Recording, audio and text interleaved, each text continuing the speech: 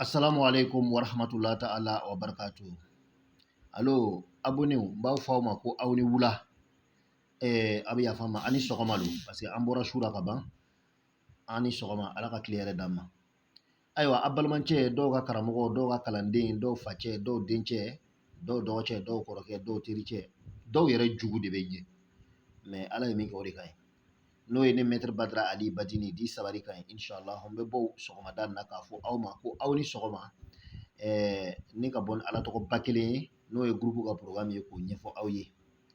Inshallah ni Ala tɔgɔ jumɛn ye olu bɔra ka ya kana Maliki Yawmi Dina ka tasirifu di aw ma a dafani fɛn kelen ma jɛ n y'a bɛɛ d'aw ma.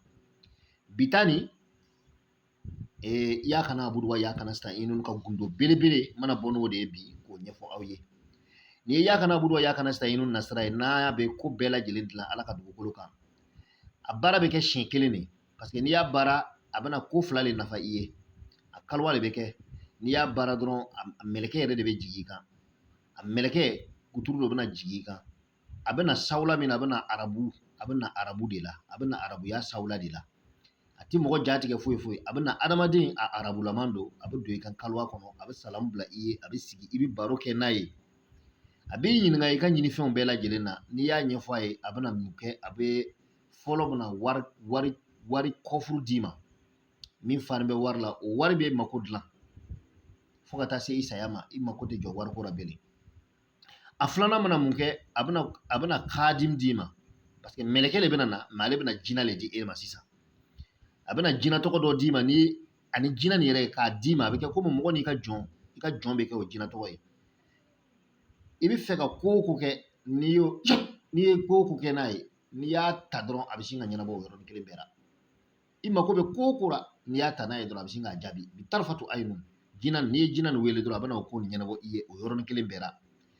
Donc mɛlɛkɛ nin ya kana abudu wa ya kana nasta'inu ka ruhaniya olu bɛna jinɛ d'i ma n'an b'a fɔ o ma ko khadim. O khadim nin olu bɛna i ka karamɔgɔya n'i ka kabakoya ko bɛɛ lajɛlen yanni saya don cɛ.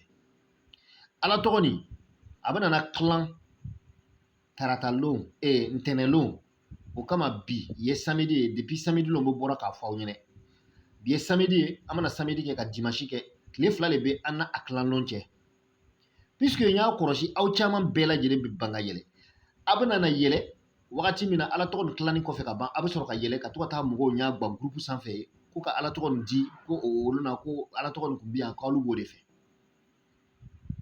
Depuis a kilanlon ma se n kɔnna ka sara o la a ye yɛlɛ groupe sanfɛ joona joona pour que a bɛ se ka Ala tɔgɔ nin sɔrɔ k'aw mako dilan.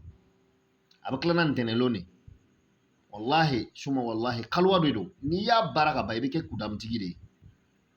I bɛ kɛ kudamutigi ye wa a bɛna nafolo min d'i ma nafolo nin i tɛ se k'a dun si bɛɛ kɔnɔ ka ban.